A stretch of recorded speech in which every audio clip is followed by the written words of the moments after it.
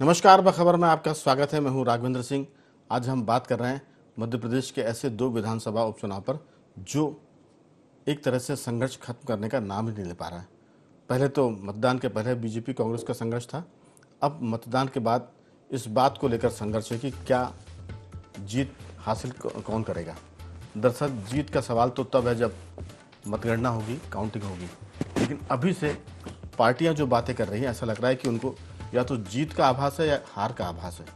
कांग्रेस कह रही है कि हम हार नहीं मानेंगे क्योंकि ये दोनों सीटें हम जीतने वाले हैं, और अगर हार गया तो इस मुद्दे को लेकर हम पूरे मध्य प्रदेश में जाएंगे कि बीजेपी ने इस मामले में घपला किया है। और भाजपा का कहना ये है कि अभी तो नतीजे आए नहीं हैं और कांग्रेस हार के कारण पहले से ढूंढना शुरू कर रही है। तो सवाल है कि बुधनी भाजपा का गढ़ है, वहाँ पर बीजेपी का कहना है कि 1,04,000 से हम चुनाव जीते थे। इस मार्जिन को कम करने कांग्रेस के बस की बात नहीं है क्योंकि ये पूर्व मुख्यमंत्री शिवराज सिंह चौहान की सीट रही है और यहाँ बीजेपी की जीत तय है। और जहाँ तक विजयपुर की बात करें तो रामनिवास रावत वहाँ से कांग्रेस के अजय प्रत्याशी थे। उनकी भाजपा में एंट्री होने के बाद वो पुनः भाजपा के प्रत्याशी बने। कल तक कांग्रेस के थे, अब वो भाजपा में प्रत्याशी भी है, सरकार में मोहन यादव की सरकार में मंत्री भी है और पूरी बीजेपी और संगठन उनके लिए लगा है। अब ऐसे में हार जीत के लिए पहले से दावे करना, तो इसी द्वंद्व पर हम बात करेंगे कि हार नहीं मानूंगा। चर्चा शुरू करें उसके पहले सुनते हैं कि इस मुद्दे पर बीजेपी कांग्रेस क्या कह रही है।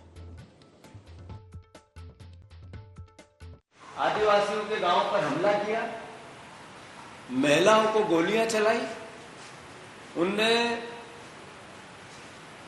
बच्चों को लाठ को पीटा, उनने 37 गांव में 37 गांव में आतंक मचा दिया। उन्होंने सारे आंगनवाड़ी के कार्यकर्ता और आशा बहनों को निर्वाचन आयोग के नियमों के विरुद्ध पोलिंग बूथों में बिठा दिया अंदर। भारतीय जनता पार्टी पागल हाथी हो गया है, मद के मद में मदमस्त है। तांडव तुम मचाओ, आतंक तुम्हारा, कर्मचारियों का दुरुपयोग तुम करो, गुंडे भारतीय जनता पार्टी के। कांग्रेस जब चुनाव हारती है तो बौखला करके इसी प्रकार के आरोप लगाती है। कभी ईवीएम पर आरोप लगाते हैं, जैसे ही परिणाम आएंगे तो ईवीएम पर आरोप लगाएंगे। दिग्विजय सिंह और इन्होंने तो महारत हासिल कर रखी है और जीतू पटवारी भी उसी लाइन पर जा रहे हैं। विजयपुर के अंदर कांग्रेस ने षड्यंत्र रच के जिस प्रकार से आदिवासी भाइयों पर अटैक करके अपनी योजना से ये दिखा करके कि जिससे इसको उन लोगों में फैलाया जा सकता है, एक असफल प्रयास कांग्रेस के अपराधी प्रवृत्ति के गुंडों ने किया। आदिवासियों के लिए अगर कोई काम करने वाला है तो भारतीय जनता पार्टी, प्रधानमंत्री मोदी जी के, जहां तक बाबा साहब अम्बेडकर की बात है, तो ऐसे कोई भी इस प्रकार का कृत्य करने वाले लोग, उनको किसी भी कीमत पर बख्शा नहीं जाएगा, छोड़ा नहीं जाएगा। बाबा साहब का अगर अपमान और बाबा साहब के विचारों को इस देश के अंदर रोकने का काम किया तो वो कांग्रेस। तो ये बहुत सारी बातें जो अभी तो 10 दिन का वक्त है, 23 नवंबर को नतीजे आएंगे। उस समय तक लगता है कि यही सब अखाड़ेबाजी होगी, बयानबाजी होगी। इसी पर विस्तार से बात करेंगे। चर्चा करने के लिए हमारे साथ मौजूद है स्टूडियो में दो विशेष मेहमान, मध्य प्रदेश के ऐसे जो जानकार जो सामाजिक और राजनीतिक दोनों पर बराबर की पकड़ रखते हैं। डॉक्टर भूपेंद्र सोले जी हमारे साथ हैं, सामाजिक सरोकार से जुड़े उदयवीर सिंह जी हमारे साथ हैं, और फोन लाइन पर हमारे साथ जुड़े हैं मध्य प्रदेश के वरिष्ठ पत्रकार श्री गौरव चतुर्वेदी जी। आप सभी का बहुत बहुत स्वागत है। गौरव जी, मेरी आवाज़ सुन पा रहे हैं? जी हाँ, सुन रहा हूँ। दरअसल ये हार जीत के पहले की बयानबाजी हम सब लोगों ने कई साल से देखते आ रहे हैं, लेकिन इस बार चुनाव ज़्यादा नहीं है, सिर्फ 2 उपचुनाव हैं।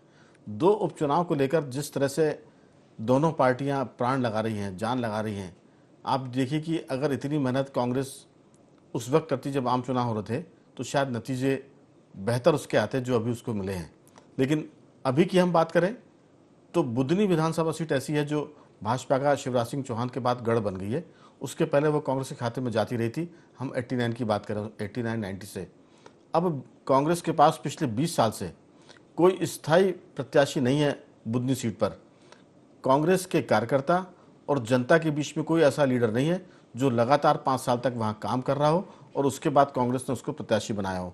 हर बार वहाँ बाहर से प्रत्याशी आयातित होते हैं और वो खड़े होते हैं, एक तरह से बीजेपी को वहाँ वॉकओवर रहता है। इस बार भी देखिए कि राजकुमार पटेल बेहतर प्रत्याशी पिछले प्रत्याशियों की बात करें, लेकिन वो भी 6 महीने पहले 8 महीने पहले भोजपुर से चुनाव लड़े थे। जाहिर है कि उन्होंने भोजपुर में जनता और कार्यकर्ताओं से वादा किया होगा कि मैं आपके हर सुख दुख में साथ रहूंगा। अभी 8 महीने नहीं हुए, वो बुधनी क्षेत्र में आ गए। तो भोजपुर के जो कार्यकर्ता जिन्होंने राजकुमार पटेल के लिए काम किया होगा, वो अपने आप को अनाथ महसूस कर रहे होंगे। तो कांग्रेस की जो रणनीति है वो थोड़ी सी तुलनात्मक रूप से भाजपा की तुलना में कमजोर दिखती है, क्योंकि बीजेपी प्रत्याशियों के मामले में थोड़ी सी सजग रहती है कांग्रेस की तुलना में। वैजापुर का जहाँ तक सवाल है तो वो बहुत ही द्वंद्व में फंसी हुई सीट है। वहाँ रामनिवास रावत जरूर मुश्किल में दिख रहे हैं, लेकिन पुरानी उनकी जो पकड़ थी खुद की, वो और उसके बाद बीजेपी का संगठन और सरकार का साथ कहीं ना कहीं उनको बढ़त बनाता हुआ दिखाई देता है। नतीजे तो 23 को आने, लेकिन अभी से जो ये बयानबाजी अखाड़ेबाजी हो रही है, गौरव जी, इसको आप किस ढंग से देखते हैं? जी, अगर हम पुराने उपचुनावों का नतीजा देखें जी तो हमने देखा है कि अक्सर सरकार जो राजनीतिक सत्ता में पार्टी रहती है उसका प्रत्याशी जीत कर आता है। लेकिन एक तो उदाहरण ऐसे भी सामने आए हैं जब सरकार के रहते हुए भी कांग्रेस का प्रत्याशी जीता। चूंकि मध्य प्रदेश में 2 ही पार्टियां हैं, कांग्रेस और भाजपा। जी। ऐसी परिस्थिति में 2-3-4 उपचुनाव रहे हैं जिनमें कांग्रेस का प्रत्याशी जीता है। तो इसलिए ये माना जा सकता है कि दोनों पार्टियों को चुनाव 1 सीट पर हो, 2 सीट पर हो या 230 सीटों पर हो, चुनाव होता है। चुनाव को जिस शिद्दत के साथ लड़ा जाता है उसमें ये दावा अंतिम समय तक करने की मजबूरी रहती है दोनों राजनीतिक दलों की। दोनों राजनीतिक दलों की ये भी मजबूरी रहती है कि एक दूसरे के बयानों की आलोचना करें, ये अपनी जगह है। लेकिन इसका एक जो सबसे बड़ा फैक्टर है वो फैक्टर है जनता का मत। जनता किस विषय पर, किस सब्जेक्ट पर, किस मुद्दे पर किस दल को समर्थन दे देगी, ये कुछ नहीं कहा जा सकता। और सबसे बड़ी बात है, ये उपचुनाव सामान्य परिस्थिति में उपचुनाव नहीं हो रहे हैं। ये उपचुनाव हो रहे हैं, अगर कोई प्रत्याशी की डेथ हो गई होती है तो माना जाता है कि उपचुनाव होना स्वाभाविक है। लेकिन मध्य प्रदेश में ये दोनों उपचुनाव सिर्फ इसलिए हो रहे हैं कि जो party one nation one election का दावा 10 साल से करती आ रही कि हम कोशिश में है कि वन नेशन वन इलेक्शन हो, उसके राज्य में 2 विधानसभा के उपचुनाव थोपे गए हैं, जनता के ऊपर थोपे गए। जनता इन चुनावों को किस अंदाज से लेती है ये भी देखना जरूरी होगा। पहला उपचुनाव देखिए, आप बुधनी की बात करें, शिवराज सिंह चौहान को अगर लोकसभा में ले जाना था तो क्यों विधानसभा चुनाव लड़ाया गया। दूसरा, रामनिवास रावत को क्यों कांग्रेस से भाजपा में लाकर चुनाव की स्थिति निर्मित कर दी गई। तो ऐसी परिस्थितियों में जनता का मत भी बहुत महत्वपूर्ण होता है। और एक उपचुनाव हम इसी तरीके का दमोह में देख चुके हैं, जब दमोह में उपचुनाव में कांग्रेस जीती थी। तो हो सकता है कि दोनों सीटों पर एक जैसे परिणाम ना हो, किसी एक सीट पर कांग्रेस को भी बढ़त मिल जाए। तो ये देखने वाली बात होगी कि जनता किस अंदाज में इन चुनावों को लेती है। बिल्कुल, हम तो दोनों पार्टियों के बारे में बात कर रहे हैं कि उम्मीद पर आसमान टिका हुआ है। जीत की संभावनाएं जब तक 23 तारीख ना आ जाए दोनों की बराबर की बनी हुई है, और कम से कम 10 दिन और दोनों पार्टी के प्रत्याशियों को भरपेट खाना खाने और बाकी जो उनके कार्यकर्ता उनके साथ गपशप करने और चाय पीने का है। क्योंकि इसके बाद हम कहें कि देव तो जग गए हैं, लेकिन नतीजे इन दोनों सीटों पर किसके देव जगेंगे ये 23 तारीख को पता चलेगा। देव उठनी 11 कल निकल गई परसों। तो गौरव जी, इसमें कोई शक नहीं कि दोनों पार्टियां ताकत से काम कर रही हैं। और आपने कहा कि इतिहास इस किस्म का रहा है कि उपचुनाव जो पार्टी सत्ता में होती है वो जीतती है। एक का आपने उदाहरण दिया दमोह का, वहाँ बीजेपी सरकार में रहने के बाद भी हार गई थी। तो ये बातें जरूर है, लेकिन सवाल ये कि जनता क्या तय करती है। उदयवीर जी, आप किस ढंग से देखते हैं इस पूरे चुनाव को, क्योंकि 23 तक तो यही चलना है और आज हम इस पर चर्चा कर रहे हैं, शायद इसके बाद 23 तारीख को चर्चा करेंगे। क्योंकि ये बयानबाजी पर आज हमने इसलिए गंभीरता ली क्योंकि दोनों पार्टी के प्रदेश अध्यक्ष जिस ढंग की बात कर रहे हैं, जीतू पटवारी कह रहे हैं कि बीजेपी मदमस्त हाथी की तरह हो गई है, भाजपा कह रही है कि ये चलेगा नहीं क्योंकि जो बाबा अम्बेडकर है उनकी या भगवान की जो आलोचना कर रहा है उनको हम या जनता छोड़ेगी नहीं। तो ये बहुत सारी बातें, सबके अपने अपने तर्क हैं। आप किस ढंग से देखते हैं? देखिए, मुझे तो जहाँ तक समझ में आ रहा है, ये उपचुनाव वैसे इतने महत्वपूर्ण नहीं थे, लेकिन इन्हें महत्वपूर्ण बनाने की कोशिश की जा रही। अब राजकुमार पटेल जी के बारे में ये बोलूँगा, मेरे बहुत अच्छे मित्र हैं वो, कि भोजपुर से चुनाव लड़ रहे थे। अभी भोजपुर से चुनाव लड़ते लड़ते वो बुधनी आ गए, बुधनी से आप चुनाव लड़। मेरा मानना ये है कि जब भी आप किसी फील्ड में जाते हो, अगर आप एक पेड़ भी लगाते हो तो उसको फल बनने देने के लिए कम से कम 4 से 5 साल का समय लगता है। अगर आपको चुनाव लड़ना ही था, बुधनी में इतना इंटरेस्ट था, तो आप शुरू से बुधनी में काम करते और आज जाके वहाँ अगर आप खड़े होते तो फिर आपको उसके फल मिलता कुछ हद तक। अब आप बताइए, 1,08,000 से जीती हुई सीट, 1,04,000 1,04,000 1,04,000 से जीती हुई सीट में आप मतलब खुद ही पहले ही मान लिया आपने कि आप हार चुके हो, तब आप ऐसी बात कर रहे हो। क्यों? होता क्या है कि साहब वोट तो डल चुका है। अब जो भी वहाँ से फीडबैक मिल रहा है इनको, इतने 2-3 दिनों में जो इन्हें फीडबैक मिला, उसमें उनको ये समझ में आ गया कार्यकर्ताओं से और दूसरे लोगों से कि हम चुनाव हार रहे हैं। अब चुनाव हार रहे हैं तो क्या किया जाए? तो फिर इस तरह की अनर्गल बातें होती है कि भाई तानाशाही है, फलाना है और हम नहीं मानेंगे। अब आप जनता के आदेश को नहीं मानेंगे, यही करते आ रहे हैं आप। और रही बात जहाँ तक कि भाई ये थोपा गया चुनाव है, तो चुनाव तो वायनाड में भी थोप दिया गया। वो तो देश का बहुत बड़ा चुनाव है, लोकसभा का चुनाव है। वहाँ से राहुल गांधी लड़े, क्यों छोड़ दी सीट आपने? 2-2 जगह से क्यों लड़े? आप एक ही जगह से लड़ना था अगर इतने बड़े आप 30 मार खाओ। तो अब वहाँ से प्रियंका गांधी लड़ रही, तो अब वहाँ की जनता ये बोले कि ये चुनाव थोप दिया गया है। तो मेरा मानना ये कि ये राजनीति में नहीं चलता है कि आप जनता जनार्दन का अपमान करो कि हम नहीं मानेंगे। बीजेपी ने धांधली की है, कभी ईवीएम का 50 तरह की बात है। कांग्रेस का मतलब एक पैटर्न बन गया है कि किसी भी तरीके से अपने को बचाने के लिए किसी के ऊपर भी दोष, कैसा भी दोष, कुछ भी दोष लगा दो आप। नहीं, दरअसल कांग्रेस की बात तो गौरव जी इसलिए कर रहा है क्योंकि कांग्रेस ने कभी नहीं कहा कि 1 नेशन 1 इलेक्शन। इसलिए अगर वो 2 जगह से इलेक्शन लड़े तो एक जगह से सीट छोड़ेंगे तो चुनाव होगा। कांग्रेस को एतराज नहीं है कि 5 साल में कितने चुनाव होते। चूंकि बीजेपी इस लाइन पर चल रही है तो उस लिहाज से बीजेपी को ये नहीं करना चाहिए था। ये 1 नेशन 1 इलेक्शन की जो उनकी धारणा है, जो उनकी बात है, उसके खिलाफ है ये उनका फैसला। ये बात गौरव जी कर रहे हैं। मैं गौरव जी की तरफ से सफाई नहीं दे रहा हूँ, लेकिन जो मैं समझ पा रहा हूँ उस पर मैंने आपकी बात का ये एक तरह से उत्तर दिया है। भूपेंद्र जी, चुनाव तो हमने कहा कि खत्म हो गए हैं, 10 दिन तक यही खेल चलेगा। अब कांग्रेस का दावा बुधनी से कम है, उनका फोकस है विजयपुर सीट पर। विजयपुर सीट पर चूंकि चुनाव के पहले हिंसा हो गई, मतदान के दिन हिंसा हुई और उसके बाद उनकी मांग है कि 37 पोलिंग बूथों पर दोबारा मतदान होना चाहिए क्योंकि वहाँ बूथ कैप्चरिंग हुई, हिंसा हुई। और अभी तक ये दावा है कि इस सबके बावजूद पहले कांग्रेस वहाँ 50,000 वोट से जीत रही थी, अब इतनी सब कुछ गड़बड़ी के बावजूद कांग्रेस वहाँ 25,000 वोट से जीतेगी। ये कांग्रेस का दावा है। उसकी वजह यह भी हो सकती है कि जो प्रत्याशी कांग्रेस ने खड़ा किया है वो पिछले चुनाव में निर्दलीय के रूप में 40,000 वोट लेकर गए थे अगेंस्ट कांग्रेस और बीजेपी। तो उनका मानना है कि 40,000 तो उनके अपने वोट और उसके बाद कांग्रेस के वोट जो कभी रामनिवास रात को में थे कांग्रेस प्रत्याशी के रूप में। तो इस लिहाज से वो उनका आंकड़ा अधिकतम 50,000 वोटों से और कम से कम 25,000 वोट से विजयपुर में कांग्रेस जीत दर्ज करा रही। ये सब अनुमान और अटकलें हैं, लेकिन दावे तो हैं। आपकी राय? देखिए, पार्टी चुनाव लड़ती है, राजनीति रूप में जीतने के लिए लड़ती है और इससे मनोबल रहता है और सोचना भी चाहिए क्योंकि स्पिरिट पावर नहीं रहेगा अपनी, अगर जिस तरह से क्षमता नहीं बनाएंगे तो कार्यकर्ता निराश हो जाएगा। ये अधिकांशतः सत्य बात है कि वाई इलेक्शन होते हैं तो जो सत्तारूढ़ पार्टी होती है उसी के पक्ष में जाती है। अतिशयोक्ति के रूप में कुछ परिणाम होते हैं जिस तरह से हुए भी हैं। कांग्रेस का जहां तक है, कांग्रेस दोनों सीटों पे अच्छी उपस्थिति दे रही है, इसमें कोई शक नहीं है, लेकिन परिणाम को जीतना एक कल्पना मात्र रहेगा, मैं ये मानता हूँ। मुझे यहाँ जैसे आप वहाँ की बात कर रहे हैं, विजयपुर की, जो सहारिया जाति के वो उम्मीदवार हैं कांग्रेस के और वो पहले बीजेपी में भी रहे और जिस तरह से वहाँ पे बाहुल वोट भी है, मीणा जाति भी है, लेकिन बात यहाँ यही है कि कन्वेंस किस तरह से करना।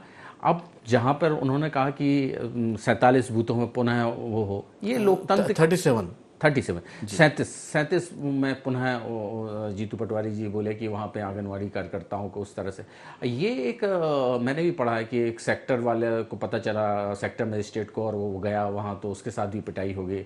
ये हमारे मीडिया बंधु ने वहाँ कवरेज भी किया।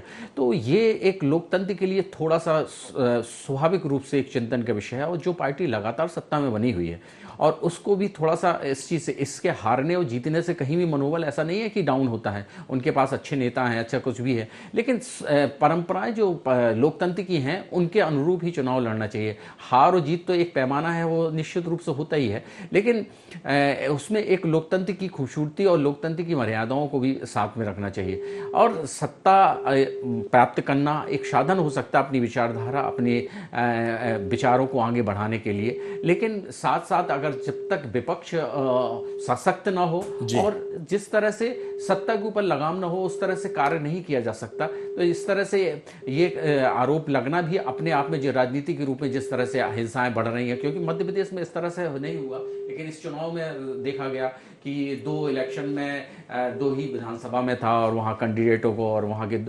दोनों, चाहे बीजेपी और कांग्रेस, दोनों के अध्यक्षों को बाहर रखा गया, उस अंदर प्रवेश नहीं करने दी। ऐसी स्थितियाँ क्यों बन रही हैं? निश्चित रूप से इससे कहीं ना कहीं कर्मचारियों और शासकीय कर्मचारियों पर दबाव बनता है और इसलिए अब पुलिस ऐसी स्थिति ना बने और इस तरह प्रशासन करता है। ये भी एक सामाजिक रूप से चिंतन का विषय है। बिल्कुल भूपन जी, दरअसल इसमें खास बात ये भी रही कि विजयपुर के चुनाव में दोनों प्रत्याशी ने जब जिस दिन मतदान था उस दिन पुलिस की एक तरह से कस्टडी में, मैं तो नहीं कहूँगा, लेकिन उनके साथ पुलिस थी। कांग्रेस का आरोप ये था कि उन्होंने पुलिस ने उनके प्रत्याशी को घर से उठा लिया था और उसके बाद वो उनको ले गए। पुलिस का प्रशासन की सफाई यह है कि वो पुलिस के घेरे में इसलिए लेके गए ताकि उन पर कोई हमला ना हो जाए, क्योंकि उसके एक दिन पहले 4-5 ऐसे गांव थे आदिवासी बहुल जहां हमले किए गए थे और उसमें 11-12 लोग घायल भी हो गए थे। तो मतदान के दिन पुलिस संरक्षण में, या पुलिस जब कांग्रेस के प्रत्याशी को अपने साथ ले जाती है, तो जाहिर है कि ये पहली बार ऐसा हुआ मध्य प्रदेश में कि किसी प्रत्याशी को पुलिस के कटघर या साथ में अपने मतदान केंद्रों का निरीक्षण करना पड़ा। और कमोबेश यही स्थिति भाजपा प्रत्याशी के साथ थी। दोनों पार्टी के प्रत्याशी पुलिस संरक्षण में मतदान केंद्रों पर जा रहे थे। मुझे याद आता है ग्वालियर में भी ऐसे कुछ हुआ था, कोई एक ग्वालियर भिंडे कहीं एक। हाँ, लेकिन उपचुनाव में ऐसा पहले कभी नहीं हुआ। हाँ, उपचुनाव में नहीं, उपचुनाव में ये पहली बार हुआ था। इसी को लेकर, चूंकि इससे कांग्रेस का कहना यह है कि उनके जो प्रत्याशी के जो लोग हैं वो कहीं ना कहीं पुलिस के चक्कर में थोड़ा सा दब गए। गौरव जी हमारे साथ दोबारा जुड़ गए। गौरव जी, बहुत सारी बातें हुई, लेकिन ये कि जो बात दोनों प्रत्याशियों के साथ विजयपुर की हम बात करें, पुलिस के संरक्षण में या पुलिस की मौजूदगी में मतदान केंद्रों का दौरा करना, निरीक्षण करना, इससे क्या कांग्रेस को नुकसान हुआ या भाजपा को लाभ हुआ? इस पर भी आपकी कोई टिप्पणी यहाँ तो जरूर बताइए। नहीं, देखिए, खास करके चंबल ग्वालियर क्षेत्र में पिछले चुनावों से इस परिपाटी को लागू कर दिया गया कि जो भी प्रत्याशी रहेंगे उन्हें पुलिस संरक्षण में ही साथ में रखा जाए, क्योंकि एक तो आरोप प्रत्यारोप जो लगते हैं कब्जे, बूथ कब्जे करने के, उसको रोकना है, और दूसरा कहीं ऐसी हिंसक घटना ना हो जाए जिसके कारण अधिकारियों को ऊपर तक जवाब देना पड़े। तो ये कदम तो उचित है, इसे अपन गलत नहीं मान सकते हैं, लेकिन ये बात जरूर है कि ऐसी परिस्थिति में जो स्थानीय अधिकारी रहते हैं और पुलिस के कर्मचारी रहते हैं वो सरकार के इशारे पर काम करने लगते हैं, और ऐसा कई बार हुआ, कोई एक बार नहीं हुआ है। पिछले चुनाव में भी ऐसा हुआ था और इस चुनाव में भी हुआ। अब इसका कितना नफा नुकसान होगा ये जनता के मत के ऊपर भी निर्भर करता है, क्योंकि जो घटना हुई है आदिवासियों पर गोली चलाने की, उसका भी क्या असर पड़ेगा वो महत्वपूर्ण भूमिका निभाएगा। गौरव जी, इसमें एक चीज और निकल कर आई थी, हालांकि हम उस चर्चा को पहले भी कर चुके, लेकिन जो मतदान के दिन रामनिवास रावत के गांव में पुलिस का और जो वहां के ग्रामीणों के बीच में विवाद हुआ है, वो भी मेरे ख्याल से एक बड़ी बात है। वो क्या संकेत देता है? क्योंकि जिस ढंग से रावत जी के खुद के अपने बूथ पर, खुद के अपने गांव में जो संघर्ष हुआ है, वो किस तरफ ले जाता है? क्या रावत जी का अपने गांव में विरोध था या रावत जी के पक्ष में लोगों ने प्रशासन से लड़ाई लड़ी? नहीं, वस्तु स्थिति वहां पर क्या रही ये भी देखने वाली बात होगी, क्योंकि जब चुनाव होते हैं तो सभी राजनीतिक दल कुछ ना कुछ एक ऐसी हरकत करते हैं कि जिसके आरोप के छींटे किसी दूसरी पार्टी के ऊपर लगे। ऐसी परिस्थिति में अभी कुछ भी कहना संभव नहीं है, लेकिन पुलिस जांच के बाद ही ये तय हुआ कि इस घटना के मुख्य दोषी कौन थे और किस लिए इस घटना को अंजाम दिया गया था। तो चलिए, बहुत सारी बातें तो जांच और चुनाव के नतीजे के बाद होगी, लेकिन उसके पहले तो कहा ही जा रहा है कि बीजेपी मदमस्त हो गई और भाजपा कह रही है कि कांग्रेस जो अपमान करी अम्बेडकर जी का, जनता उसका एक तरह से हिसाब करेगी, बदला लेगी।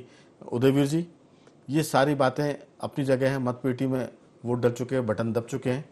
अब इस पूरे मामले में जो भी फैसला आने वाला है, इसके बाद अभी तक तो प्रशासन पर आरोप लगे हैं और नतीजा अगर पक्ष में नहीं आया तो सीधी सी बात है कि फिर ईवीएम की खैर नहीं होने वाली है, क्योंकि ये भी चर्चा चली है कि कलेक्टर या मशीन के जरिए कितना हेरफेर हो सकता है। हालांकि कई बार ये साबित हुआ है, निर्वाचन आयोग की बात करें तो उसने कहा कि ये सारी बातें बेकार है, बेबुनियाद है, कोई भी इसमें गड़बड़ी नहीं कर सकता, ना मशीन हैक हुई है ना कोई हैक कर सकता है, लेकिन आरोप तो हैं। आपकी राय? मेरा मानना ये है कि ये आरोप पहले से तय करके बैठ जाते हैं कि ये आरोप लगाने हैं। अब इन मुद्दों पे मेरी समझ में तो नहीं आता मैं क्या जवाब दूं कि आपने पहले ही तय कर लिया है कि हम हार गए हैं और हमको अब उसको किस तरीके से डिफेंड करना है। अब इसमें 100 तरीके हो सकते हैं, लेकिन जनता जनार्दन को नकारना, मेरा मानना ये कि कांग्रेस जो परिपाटी लेके आ गई है कि नहीं, अराजकता वाली स्थिति के अगर हमारे फेवर में नहीं आया तो चुनाव आयोग भी खराब है, जनता भी मूर्ख है, मतलब वो किसी भी हद तक किसी भी तरीके से अपने आप को डिफेंड करते हैं। मेरा मानना है उनको ये मानना चाहिए कि जनता हमारी सर्वोपरि है, वो जिसको चाहेगी उसको बिठाएगी, जिसको चाहेगी उसको हटाएगी। अगर वो जनता को आगे बढ़ा के रखेंगे, आगे मान सम्मान देंगे तो स्थितियां उनके प्लस में आएंगी, नहीं तो वो ऐसे ही चलता है। उदयवीर जी, दिग्विजय सिंह जी कह चुके हैं नतीजा हमारे पक्ष में आया खिलाफ, ईवीएम से हमको मतदान नहीं चाहिए, क्योंकि उनका कहना है कि इसमें संभावनाएं भी है और घपले भी होते हैं। तो अरे तो मेरा मानना उनका मानना है कि कि जहां चुनाव हो रहे हैं अगर हम जीतते भी हैं तो हम इसके पक्ष में नहीं है कि वोटिंग ईवीएम से होनी चाहिए। उनका कहना है कि वोटिंग तो ठप्पा लगा के बैलेट पेपर पर होनी चाहिए। नहीं, बात तो वही हो गई ना कि हमारे हिसाब से होना चाहिए। नहीं, कल तक ये था कि कांग्रेस जहां जीतती है वहां चुप रहती है, लेकिन अब डॉक्टर भूपेंद्र जी, कांग्रेस का ये भी स्टैंड है कि हम भले जीतें लेकिन चुनाव ईवीएम से नहीं होना चाहिए। तो इस नतीजे के बाद 23 तारीख को अगर कुछ नतीजे पक्ष में नहीं आते हैं तो ईवीएम तो फिर कटघरे में आएगी। बिल्कुल निसंदेह, आप बिल्कुल, क्योंकि वो उनका पुराना ही वो कहना है कि हम जब, क्योंकि केंद्र में वो लगभग 11वां वर्ष चल रहा है और राज्य में 5वीं पंचवर्षीय योजना चल रही है, तो निश्चित रूप से वो उन लोगों में इस तरह से भावना है, क्योंकि उनको पुनः अवलोकन करने की आवश्यकता है और वो करते नहीं हैं। आत्मचिंतन करें, आत्म अवलोकन करें कि कमियां कहाँ हैं। और मैं तो ये मानता हूँ कि साहसी व्यक्ति या साहसी संगठन वह होता है जो अपनी गलती को मानेगा और गलती दोबारा नहीं करेगा। अगर हम किंतु परंतु और इस पे डाल देंगे, सिस्टम पे दोष डाल देंगे और हम अपनी कमियां नहीं देखेंगे तो निश्चित रूप से वो सरकार में सहभागिता और उसका प्रतिफल नहीं देख पाएंगे। तो ये इस चीज़ पे उनको ध्यान देना चाहिए कि हमें अपने संगठन, अपने कैंडिडेट, अपने लोगों का और अपनी विचारधारा जो जनता के बीच में जा रही है, क्या वो सही पहुंच रही कि नहीं पहुंच रही। ये सिस्टम तो जब वो सरकार में लगातार रहे देश की आज़ादी के बाद 55 साल तक, तो वो कैसे ऐसे रह पाए। भूपेंद्र जी, एक बात और है, ईवीएम अपनी जगह है, लेकिन कांग्रेस जिन जिन राज्यों में एक बार सत्ता के बाहर हुई फिर वो दोबारा वहाँ मुश्किल से वापसी कर पाई।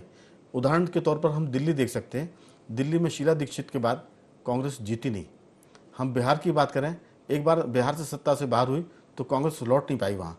यूपी की बात करें तो वहाँ वापसी नहीं कर पाए। उड़ीसा की बात करें, कांग्रेस एक बार हारने के बाद लौट नहीं पाई। बंगाल की बात करें तो ये स्थिति है कि इसमें ईवीएम तो बाद में आती है, कहीं ना कहीं संगठन पर भी काम करने की जरूरत है।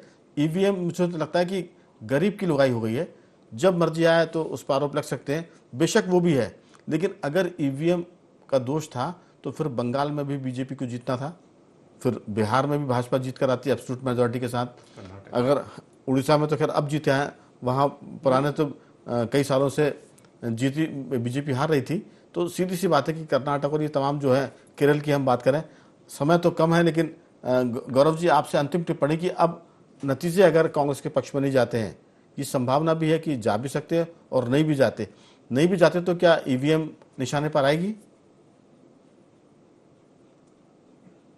पिछले चुनावों को हम देखते आ रहे हैं और कांग्रेस जिस प्रकार से आरोप लगा रही है, अन्य राजनीतिक दल भी आरोप लगा रहे हैं जी, तो उनमें कहीं ना कहीं कुछ तो सच्चाई होगी। और दूसरी बात, जरूरी नहीं है कि ईवीएम गड़बड़ हो। ईवीएम को जो ऑपरेट कराने वाला तंत्र है वो कहीं कोई गड़बड़ी तो नहीं कर रहा है, इस ओर भी ध्यान देना चाहिए, क्योंकि चुनाव में एक सबसे बड़ी जो सफलता सरकारों को मिलती आई है वो प्रशासनिक तंत्र का मदद है। तो ये भी इम्पोर्टेंट होता है। ऐसी स्थिति में सीधे सीधे ईवीएम पर आरोप लगा देना उचित नहीं हुआ, लेकिन जब राजनीतिक दल आरोप लगाते रहे हैं तो हमें भी इस दिशा में थोड़ा सा तो सोचना पड़ेगा। हाँ, राजनीतिक दल वहां लगा रहा है जहां वो हार जाते हैं। ममता बनर्जी बंगाल में नहीं लगाती है। सवाल है कि अगर वो लगाती तो फिर वो कहती कि भाई यहाँ भी गड़बड़ हुई है। क्या है कि जब जीत जाते हैं मीठा मीठा गप हो रहा है और कड़वा कड़वा थू हो रहा है, ये चीजें पार्टियों की जो विपक्षी दल हैं उनकी विश्वसनीयता पर सवाल खड़े करती है। इसलिए इस मुद्दे पर जनता का साथ उनको नहीं मिल पा रहा है। आप देखिए, टुकड़ों टुकड़ों में सब करते हैं कि ईवीएम में शक है। अखिलेश यादव भी बोलते हैं कि ईवीएम पर शक है। बिहार की बात करें तो लालू यादव भी कहते हैं कि ईवीएम पर शक है, लेकिन इकट्ठे कोई नहीं कहता कि साहब बिहार में हमको शक था, दिल्ली में नहीं कहते हैं केजरीवाल साहब की वहां शक है। तो ये जो टुकड़ों टुकड़ों में शक किया जा रहा है, इस वजह से इसकी गंभीरता थोड़ी सी घट जाती है। समय की कमी है। मैं कोई एक आध टिप्पणी आप कर रहे हैं तो मुझे लगता है ये एरोगेंस का मामला भी है कि 60 साल आप सत्ता में जी। रहे, आप कैसे स्वीकार कर लेंगे एकदम से कि हमको इस तरीके से जनता नकार देगी। तो चलिए, ये एरोगेंसी अपनी जगह, लेकिन जनता में तो विनम्रता, विश्वसनीयता, सहजता काम करती है। तो देखते हैं आने वाले दिनों में क्या होता है। अभी तो आरोप प्रत्यारोप का दौर चल रहा है। गौरव जी, आपका बहुत साधुवाद कि आपने चर्चा में हिस्सा लिया। डॉक्टर भूपेंद्र जी, आपका बहुत धन्यवाद कि आपने चर्चा में हिस्सा लिया। और उदयवीर जी, आपका साधुवाद कि आप इस चर्चा में शामिल हुए। तो बाखबर में आज सिर्फ इतना ही। बंदे रहिए हमारे साथ और देखते रहिए IND24।